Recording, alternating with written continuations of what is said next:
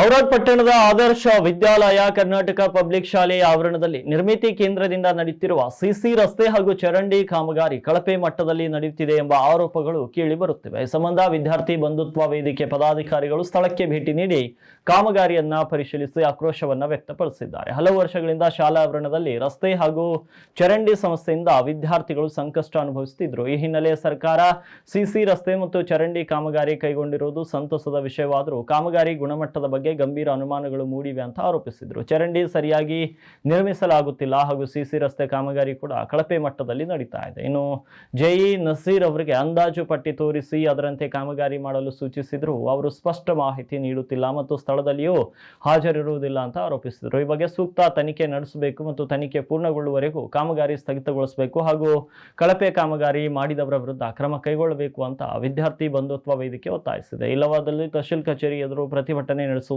ಜಿಲ್ಲಾ ಸಂಚಾಲಕ ರತ್ನದೀಪ್ ಕಸ್ತೂರೆ ಎಚ್ಚರಿಕೆಯನ್ನು ನೀಡಿದ್ದಾರೆ.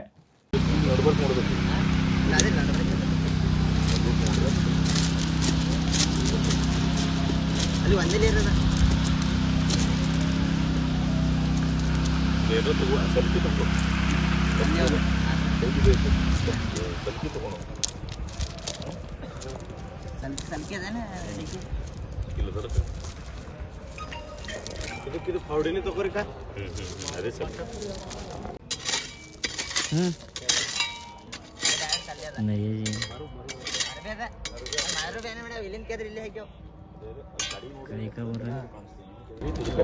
ಒಂದೇ ಲೇರ್ ಹಾಕ್ಯವ ಖಾಲಿ ಮತ್ತೆ ಇದೆ ಅದ